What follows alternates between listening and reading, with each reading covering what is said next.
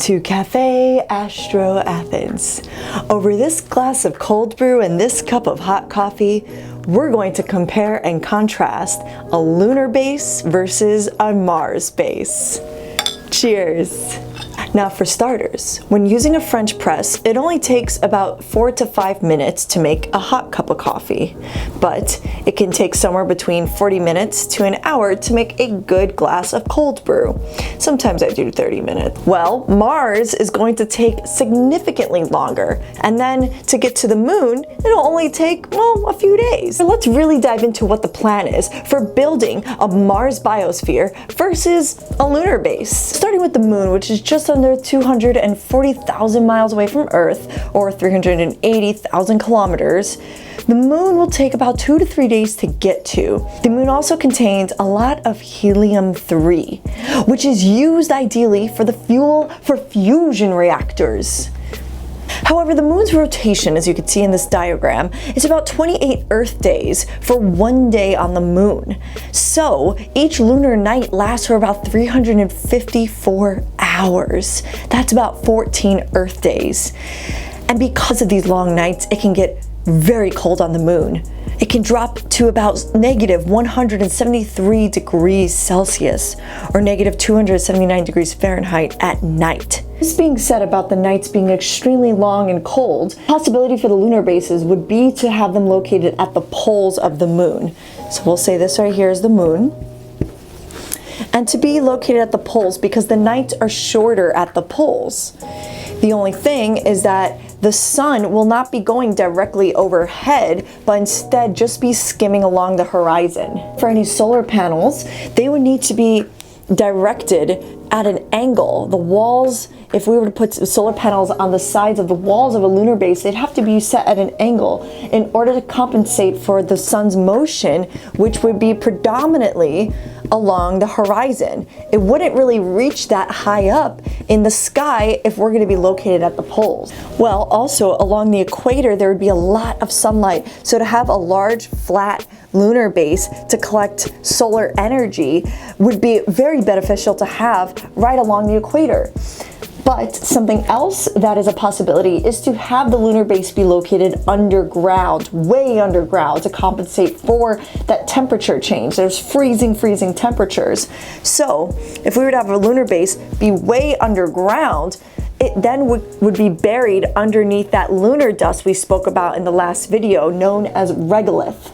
It has pretty strong thermal insulator qualities as well, so it definitely will help with trapping in any warmth or heat that'll be generated by this lunar colony underneath the surface of the moon.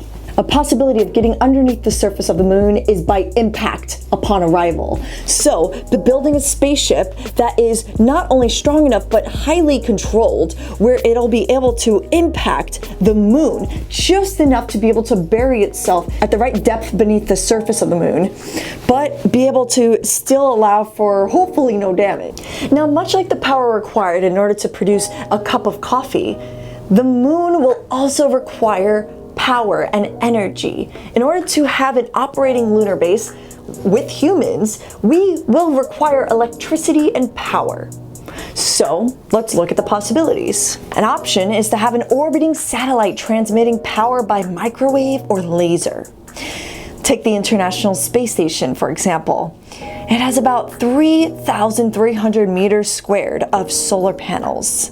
The lunar surface would need hundreds of kilowatts of power. If we looked at, say, a 50 kilowatt laser or rectenna, which a rectenna is a type of antenna that converts electromagnetic energy into direct current electricity, we would need a satellite that would be about 400 meters in diameter and would need about 5,000 meters squared of solar panels. But now let's transition over to Mars. Like my cold brew, which took about 75% longer to make, going to Mars is going to take significantly longer than going to the moon. But what about building Mars colonies and possibly terraforming Mars? I've actually discussed terraforming Mars in quite a few videos on my various social media channels, but there are plenty of different ideas, and I'm going to share those with you guys today. Because if we ever want to truly achieve terraforming Mars and seeing humans live there one day, we really have to keep our minds open to all the possibilities of making that planet once again habitable. Now, lots of research from the different rovers such as Spirit, Opportunity, Curiosity, and now the Mars Perseverance rover, they have brought back data showing that Mars likely once was a very wet planet. There may have been life there at one point. Something happened where Mars no longer has an atmosphere. It also has ice caps that are made of frozen water as well as carbon dioxide. Now, the extraordinary astronomer Carl Sagan once suggested that melting the ice caps may be able to produce enough carbon dioxide to release into the atmosphere to help warm the planet and possibly aid in developing a bit more of an atmosphere than Mars currently has. However, that may only be temporary, and because it does not have an electromagnetic field, the atmosphere will eventually just get blown away by solar wind and radiation. So we'll say that this is the sun, and what I have here are not only solar winds, but also solar radiation that really significantly impacts Mars. And without Mars having an electromagnetic field, this would completely blow away any formation of an atmosphere. So, trying to get an electromagnetic field is a vital part of trying to terraform Mars. So, an electromagnetic field would be looking at the poles where there would be a current of electricity that would come from the core of Mars. Typically, this is what an electromagnetic field, such as on Earth, exists, and that would be great. It would really help trap in an atmosphere. And then any of the solar radiation could pass through the atmosphere, warm up the planet, and some may be able to pass back through the atmosphere, but will really help with making the climate a bit more suitable for biological life as we know it.